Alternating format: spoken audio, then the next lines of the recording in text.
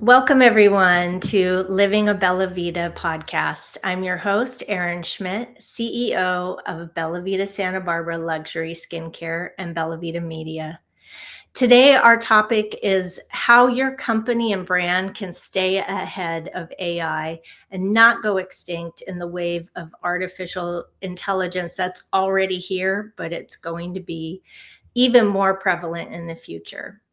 My guest today is Larry Broughton. Larry is a hotelier with over 20 years of expertise in managing and owning hotels. He's a media superstar, being featured on multiple television networks and magazines as an expert contributor, and is listed among the top speakers in the United States by LA Weekly. Thank you for being here today, Larry. Hello, Erin. I have to make a correction on that already right out of the gate. I'm much older than the bio you just read.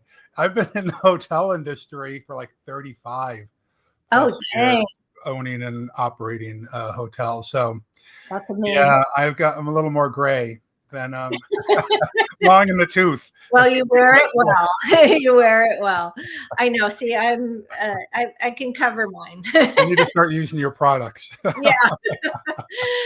Well, thank you again for being here. Oh, it's an honor. Before we get into our topic, which I know neither of us are experts in AI, I want to say that first, but what we are entrepreneurs, right, and we both obviously are in the media.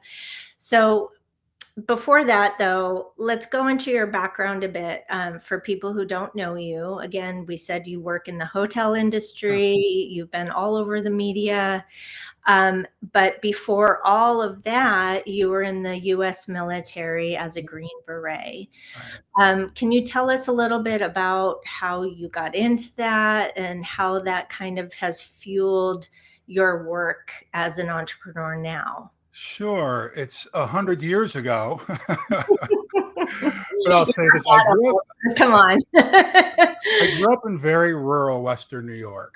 My father was a very patriotic guy. He's the guy who had the American flag flying out in the front yard, almost year round. He was a World War II veteran, served on Iwo Jima in the Marines, but he never talked about politics.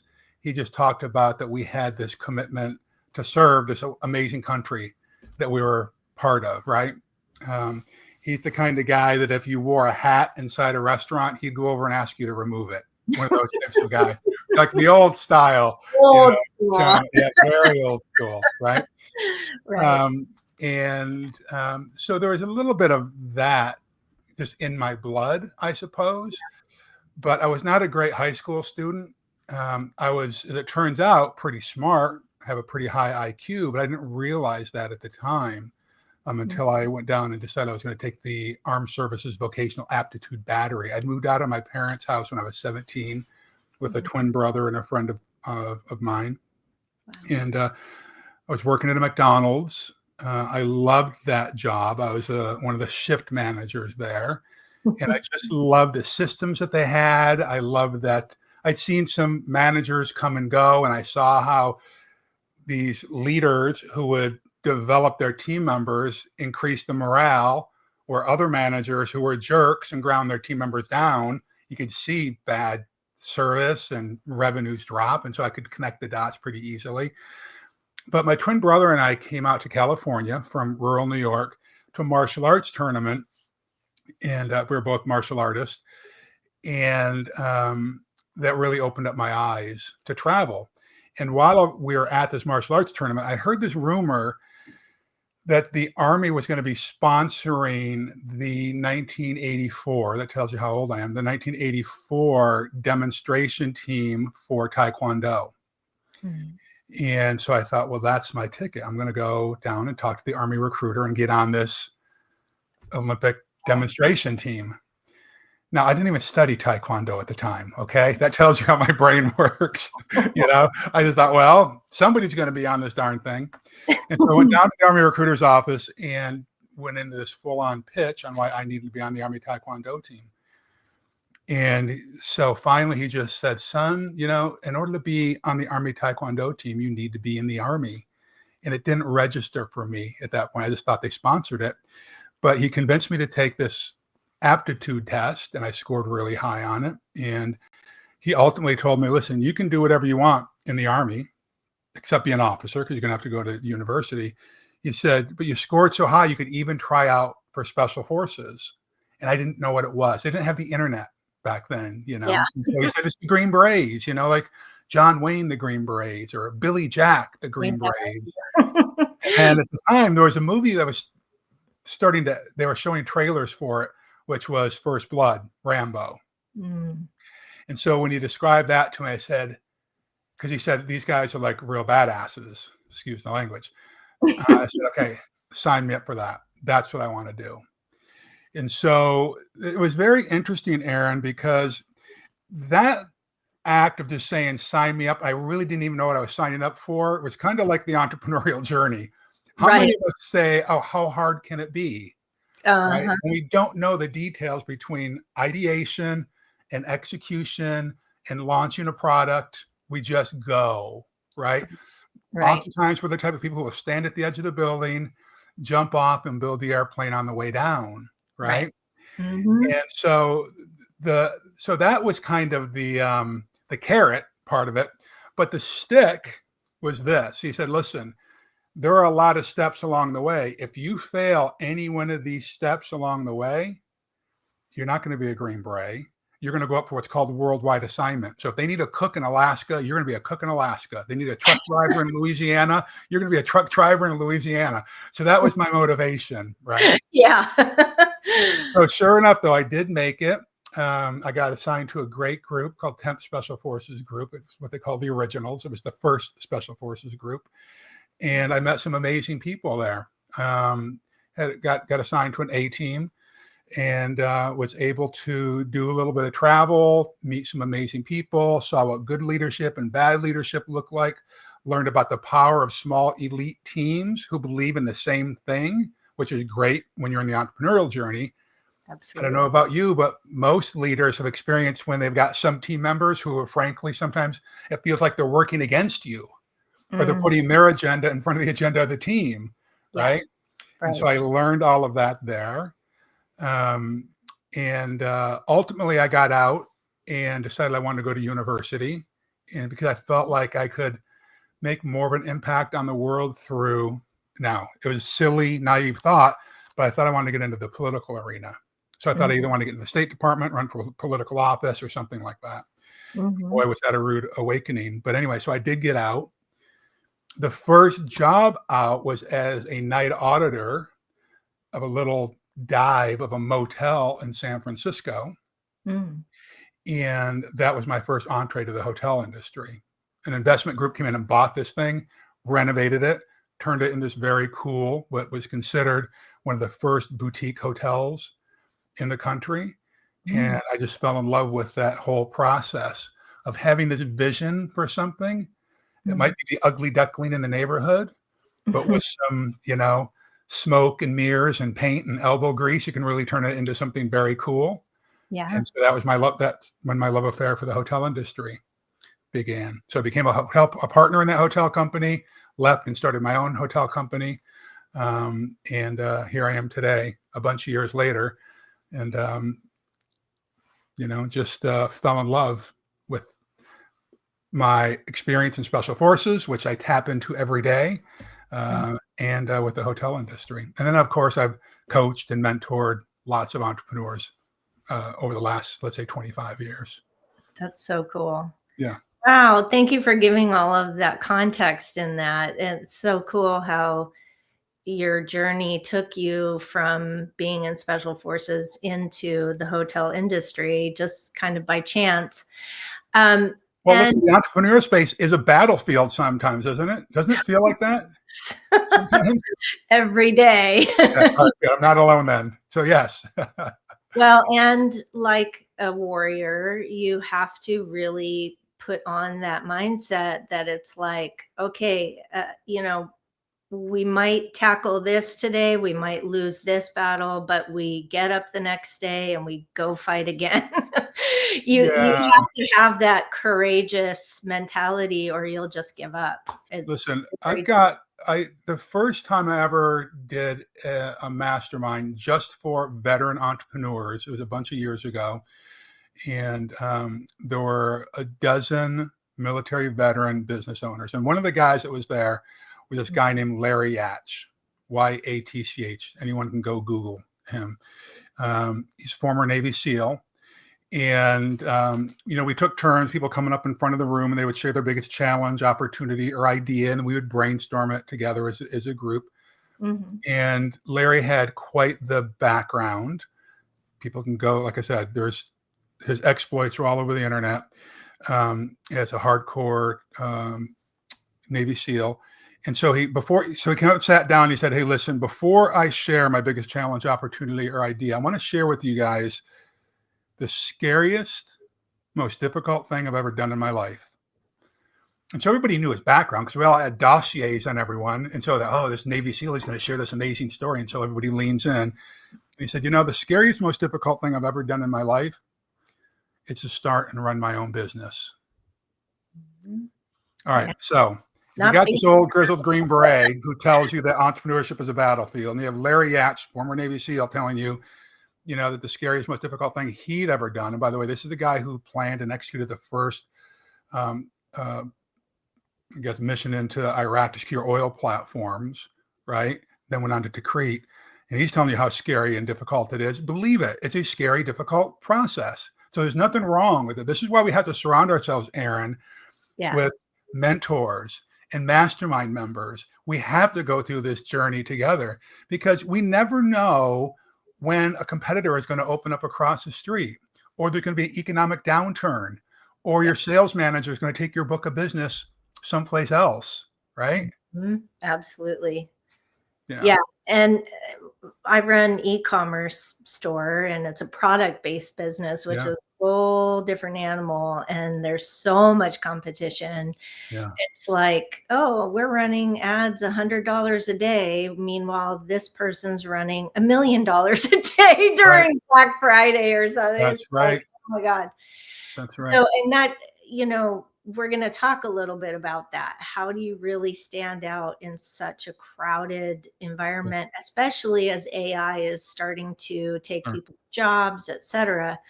But before we switch to that topic, I really want to touch on that you coach and mentor and do a lot with veterans. And I'm sure there's a lot of nuance to that because you understand them from a much deeper level as far as what they've been through. And like you said, it's very scary starting and running a business, believing in yourself, even though we would consider these people to be some of the bravest individuals out there, right? So how does your work with veterans kind of differ than non-military entrepreneurs? Well, they're all the same challenges, and if I have to generalize, and this is just a generalization, I can be a little more direct with veterans because they've had people in their face. They've worked under high pressure situations. They tend to have thicker skin. They're a little bit more tenacious. Right. I'm just being direct. Sorry, I laugh because I'm imagining a drill sergeant going, "You will start that business." Right. And so I don't have to hold them with kit gloves as much, right? But I'll tell you, the lesson is this for all of us. I'm not saying, it is true. Veterans do succeed in the entrepreneurial space 1.8 times. Well, they're 1.8 times more likely to succeed in business than their non-veteran counterparts. That's just the stat that's been developed by Korn Ferry. The number one indicator of success by the Small Business Administration is veteran status. Wow. Okay. Well, why? Because of the things we talked about, right? Mm-hmm. They understand how to serve. That's really important in the entrepreneurial space. They know tenacity, right? They have a spirit of gratitude about them. They know how to build great teams. They're willing to subordinate their own agenda for the team. Mm-hmm. So I'm not saying that because you might not be a veteran, you're not going to succeed. No, what I'm saying is you should have some veterans on your team. That's right? A really great. So the difference is I can be a little more direct, I think, but probably about 50% of my coaching and mentoring clients are veterans. So yes, statistically, it's much higher when you consider only a couple percentage of our population are actually veterans. But I think what we can learn from this is the reason veterans are come to me is because, and why do I go for them? Because it's part of my affinity group. It's who I know. It's who I communicate with. And so Right. when we're launching businesses, the first people we ought to be going after is folks that fall into our affinity group. Well, what's an affinity group? It's someone where you have this natural feeling of I like them. I can communicate with them. I can easily speak the lexicon and language of this group. So if you were a Girl Scout growing up, or if you played volleyball, or you were a wrestler, right, or you used to be in the medical device industry, these are all people who are in your affinity group, and you should go after them because Right. you can have shared experiences Yeah. with them. Okay. So like, when you go to a party or you walk into a conference and you find out, oh my God, oh, you know that person or you did that, you're into cycling, you immediately feel a connection with them. Right. Well, that's kind of what it is. It's a shared lived experience. Right. Right. And so I would encourage people when you're launching your business, you're launching a new product, go through and list every person or every person, every group where you might have an affinity, and start marketing yourself to those people. Very cool. Yeah. Yeah. No, absolutely. I know exactly what you're speaking about. And Good. mine is beauty entrepreneurs, but entrepreneurs in general, and people Yeah. that love skincare. Yeah. 'Cause that's Yeah. what I talk about most of my day. Yeah. Um, yeah, and I love that you're also surrounding yourself with other people who are lifting you up too. I Yes. mean, you've been in this a long time, but I'm sure you have times when you're like, "Oh my Lord, what just happened in my business?" Yeah. And there's a major fire to put out or a disaster of some kind at one of the properties. Yeah. It can be very daunting It doing all of can. this on your own, right? Yes, absolutely. And one of the things I started doing, I could tell you about 6 years ago now, and on and off for several years prior to that, but dedicated 6 years ago. Every Wednesday night, I get together with a couple of my men friends. We call it our men's group. It's kind of a little formal thing that we do, and we meet. We don't share. We make a little pledge, that everything we talk about here is confidential, so that Mhm. we can speak openly with each other. And I know that every Wednesday night, there's someone I can share my struggles with from that week. Because when I was married, there were some things I wish that I would handle things differently, but there were some things I felt like I could never share with my bride, because it would freak her out. It should unnecessarily bring anxiety to her, right? Right. But with these guys, I can talk about anything that is going on in my life. And it is refreshing to be able to have that. I think every entrepreneur, every leader needs to have at least a couple people that they can go to no matter what time, day or night, and just say, hey, this is on my mind. I'm going to share something here just as an example. My son was killed in a car accident a few years ago, and one of the first people I called, or both of these guys, Right. and without even asking, one of those guys was at the crash site within minutes. I didn't ask him to get there. He was there. How many people do we have in our lives that are like that? Right. As we said, this is the scariest, most difficult thing you've ever done. You should not be isolating No. at this point. It will drive your life off the cliff. And frankly, sadly, there are a lot of people who are unaliving themselves who are entrepreneurs because they just carried the burden by themselves, Mhm. right? Yes. And I think that we have, listen, this vision that we have got in our heads, right, for Bella Vida or whatever it is, this came from somewhere. It didn't Right. just come from the ethers. I think that God has planted these seeds of entrepreneurship and visions and dreams in our lives. And so we have a moral obligation to pursue them and pursue them with gusto, right? Yes. And it's that journey that gives us strength and helps us grow and become better versions of ourselves on the other side, right? Mhm. It's just like when you go to the gym. If anyone's gone to the gym and you lay down on that bench press and you're starting to go for a personal best, you better have a spotter Right.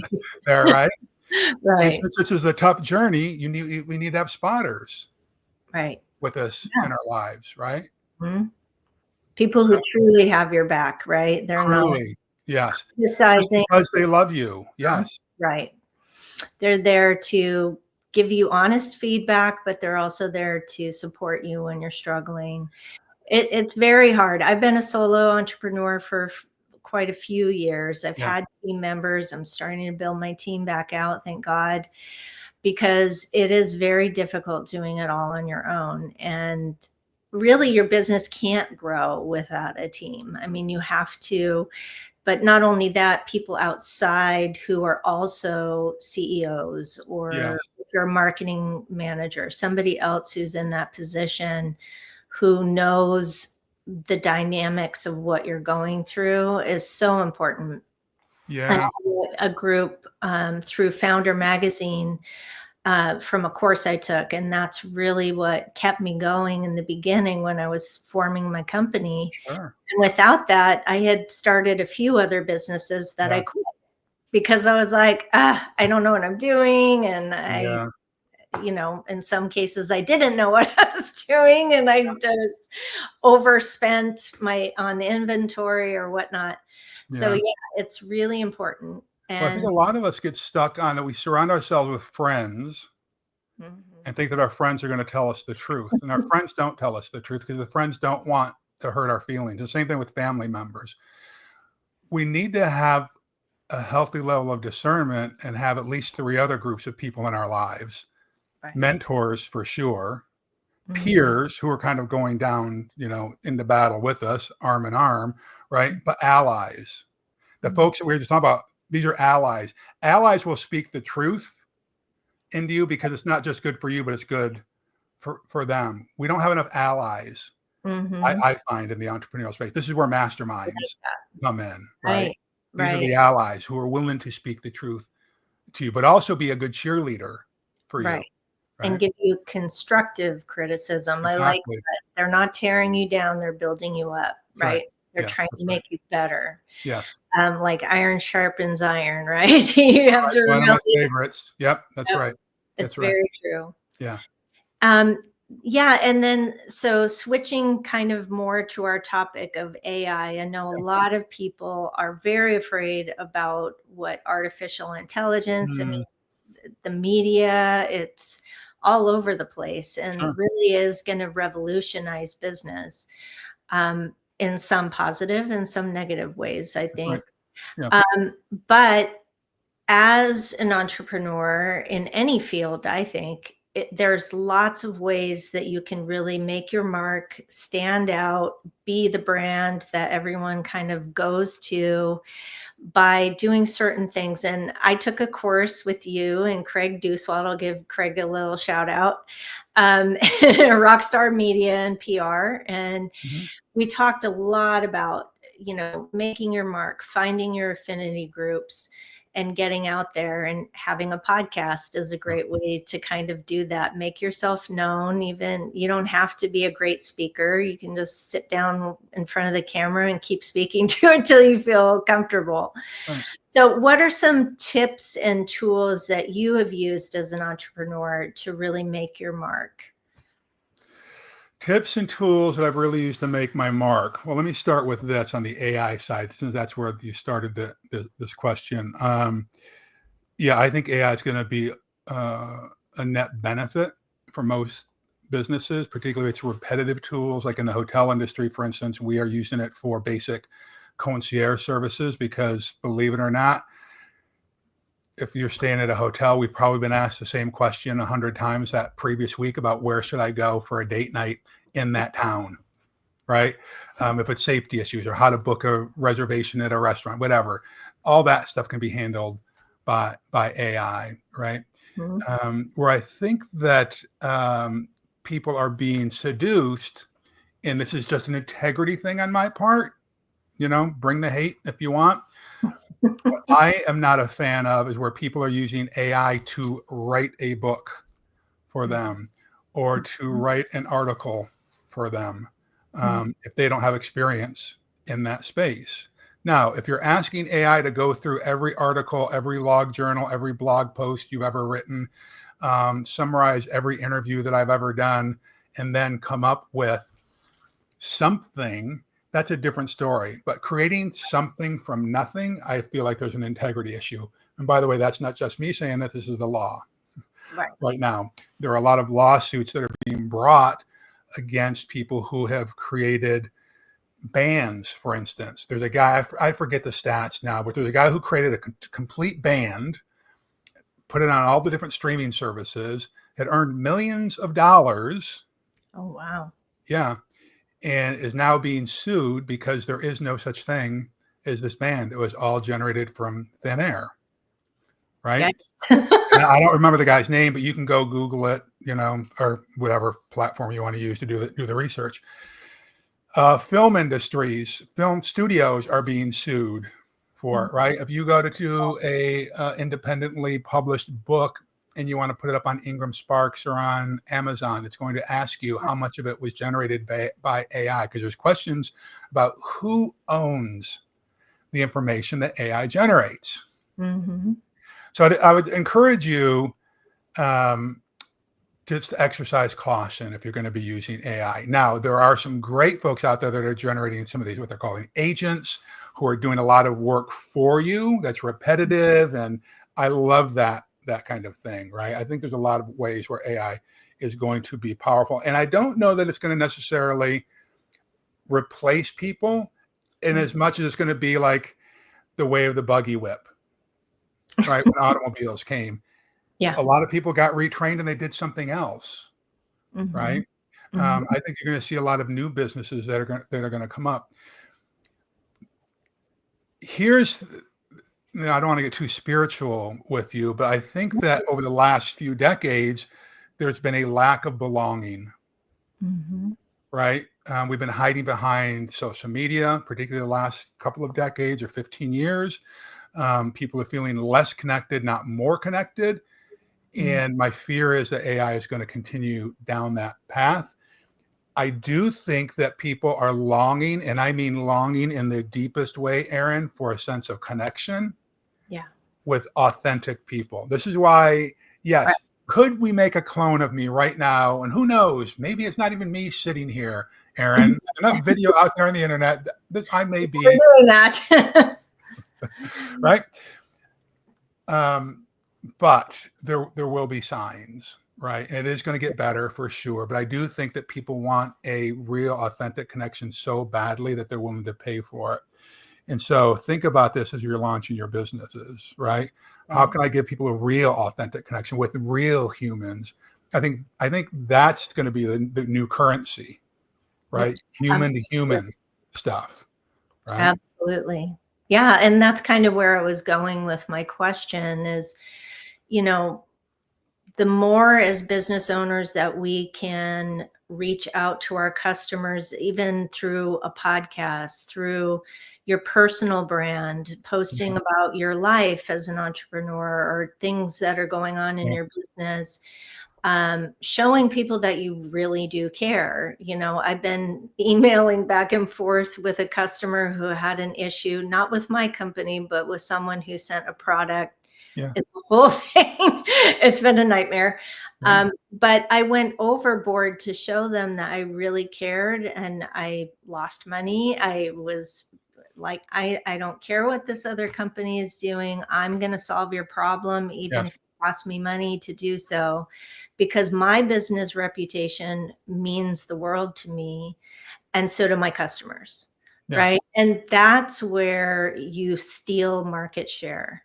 You give those people who are, either your clients or your people who are your coaching, or the people that come through your door and buy something from you. You're giving them that human to human connection that is worth its weight in gold. Absolutely. And what you just did there, and I try to get everyone to recognize this.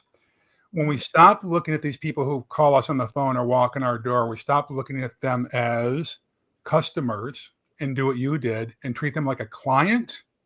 Yeah. That's when you get the long-term return. That's when you get the long tail on the thing. Yeah, you may have lost money in the short-term transaction Mm-hmm. because customers are transactional, clients are relational. You've just built a relationship Yeah. with this person, right? Right. And so if we think about this all the time and start referring to these people as clients, would I treat a client this way versus would I treat my customer this way? Mm-hmm. And the Mm-hmm. reason this person had a bad experience with his other companies because they treated them all like customers and not like a client. Yeah. Yeah. It's to me, I've been in business 6 years, right? Okay. And I said I've had other businesses before that. Yeah.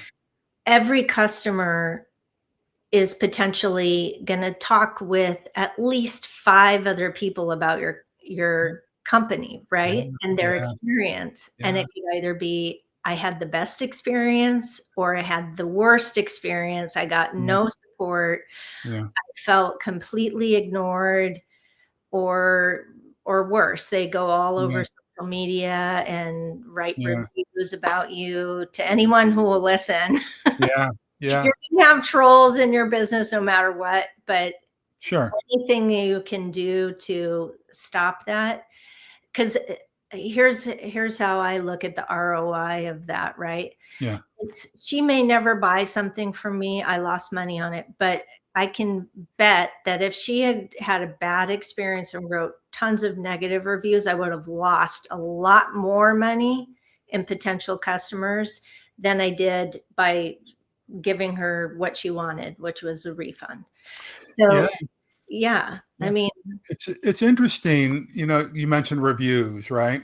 mhm, That is one of the areas I think that entrepreneurs miss out on the most. We ought to be every time there's a transaction, there's an opportunity for us to ask them yeah, a variety of questions about how did the process go? How did they learn about us?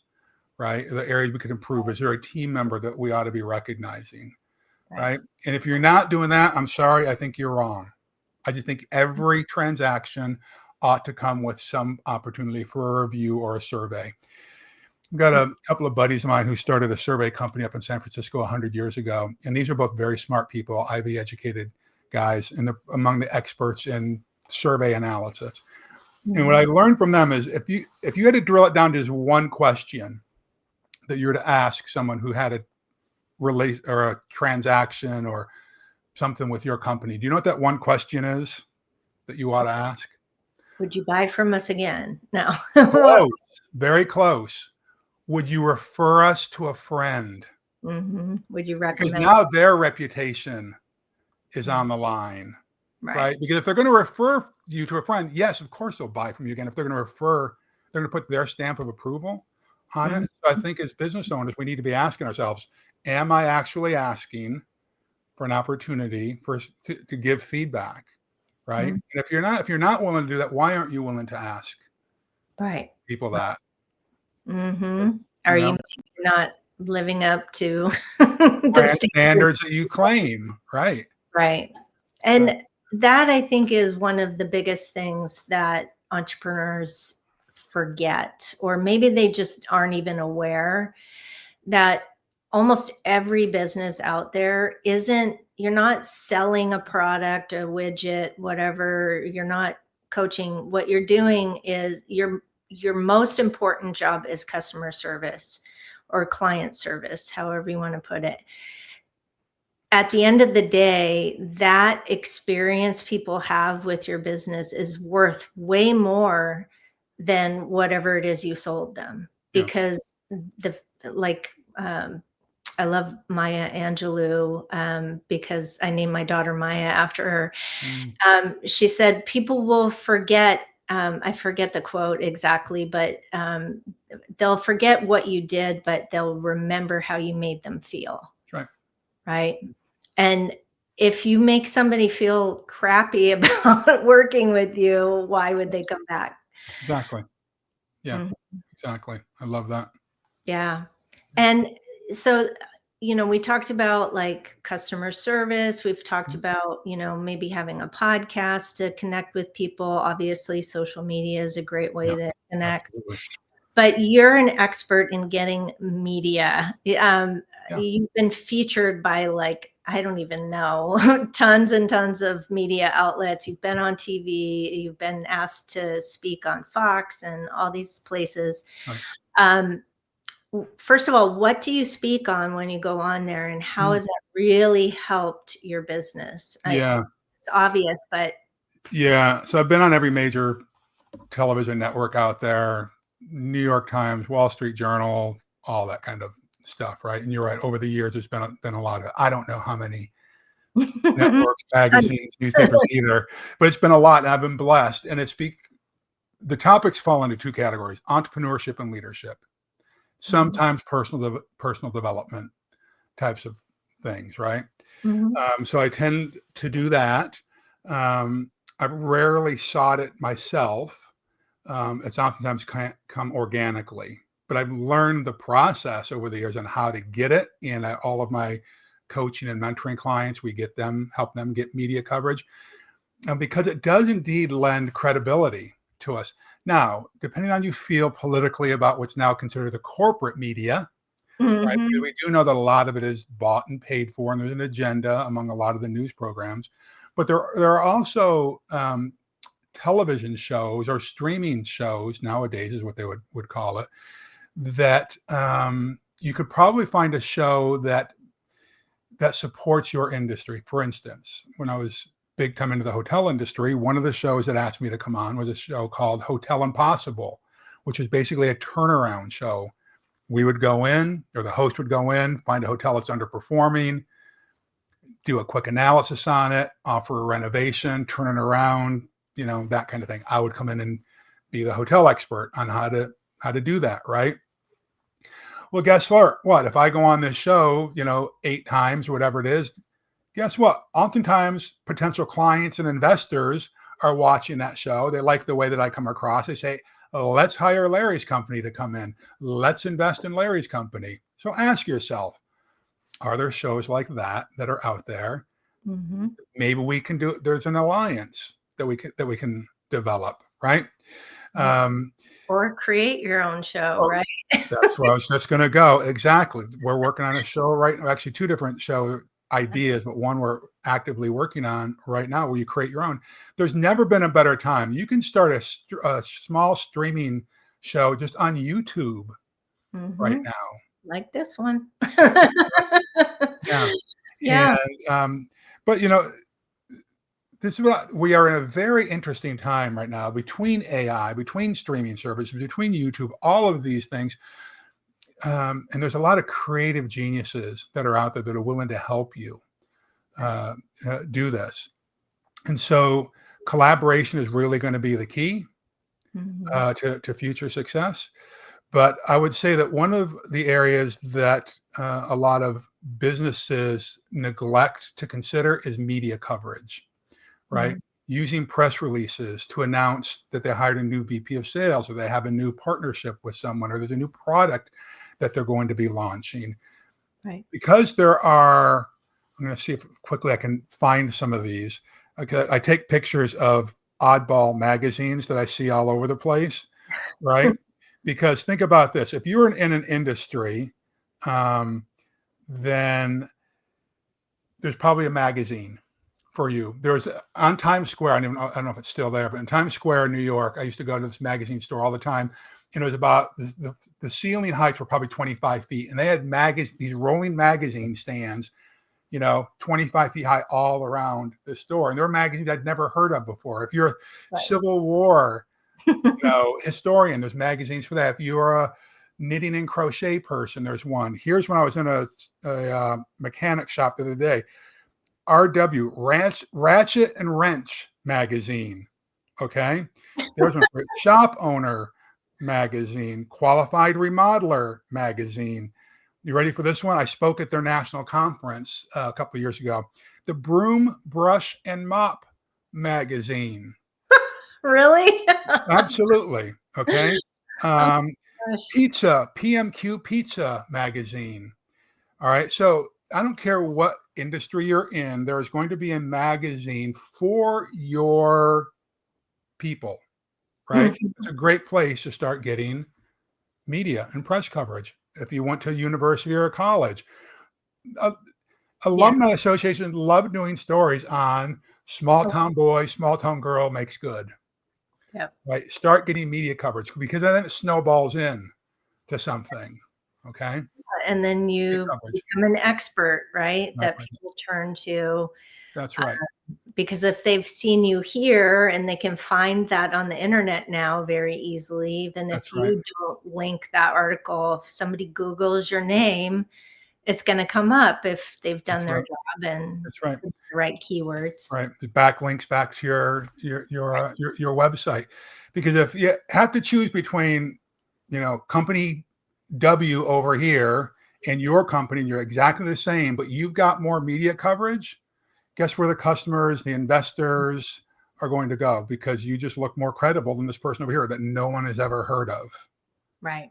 Right. And that's why, the Better Business Bureau used to be sort of the gold standard for that, Right. but now Google is. Yep. And, That's right. if you've got Trustpilot and Google reviews, etc., Yes. Yeah.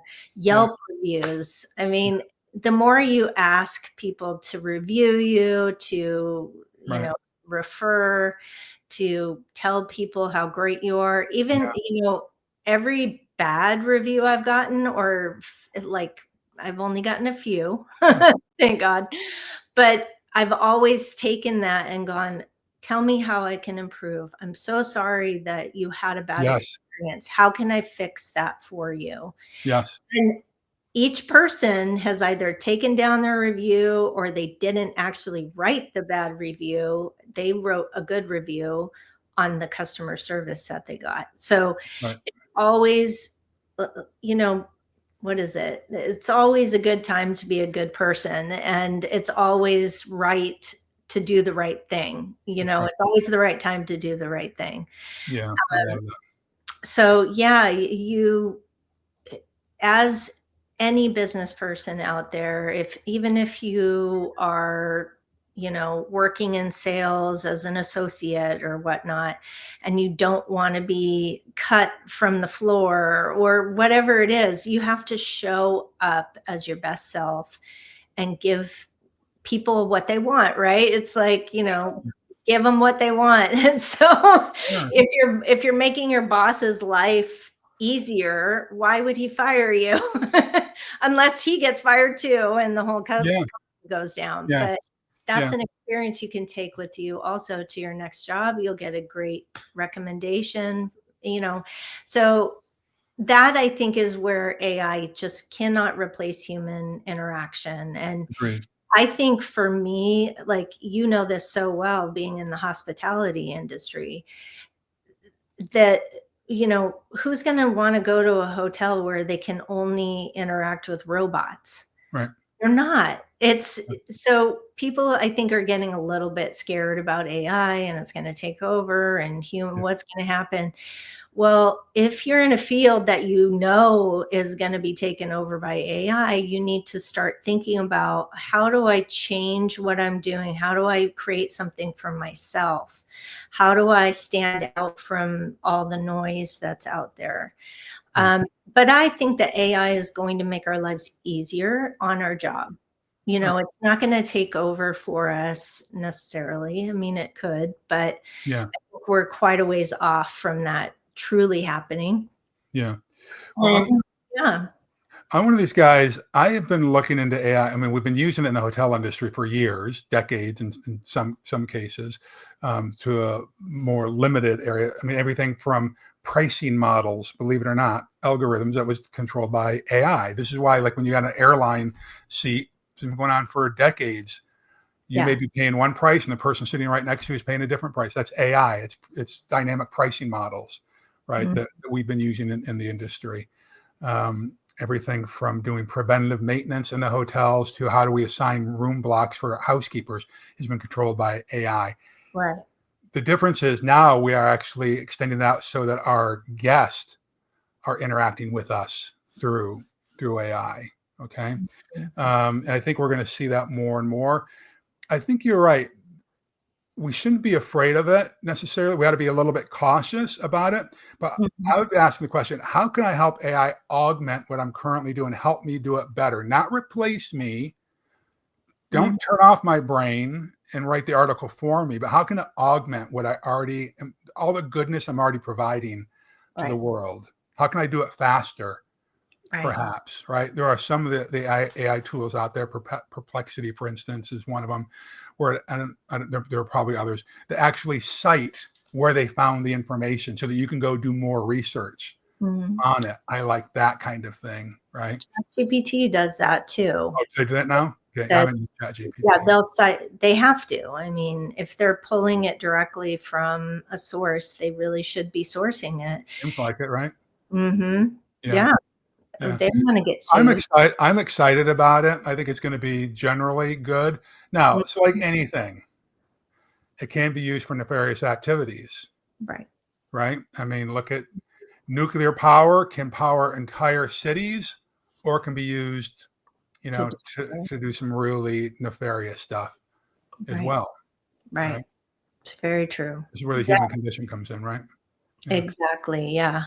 And that's exactly it, just being human with the people around you, being human with your clients, with your customers, with your who you're interacting with. yeah, And showing people that you care, showing people that you are a real person running your business yeah. is how you can stand out. Um, and I love our conversation today, Larry. Yeah, It's been okay. great. Thank you so much for being here. And I've learned so much from you. And I hope people really got a lot out of today's discussion. Thanks, Erin. I appreciate it. God bless you and your family. It's good to see you. Tell them I said hi. I sure will. Thanks Okay, so good. much. Come see us in Santa Barbara soon. Will do. I'll be there. All right. So this has been Living a Bella Vita podcast. Please make sure to hit like and subscribe. Please comment with anything that you learned today. Please give Larry a shout out. Go follow him. Make sure you're following me and subscribing, and I'll see you on the next one. Thanks a lot.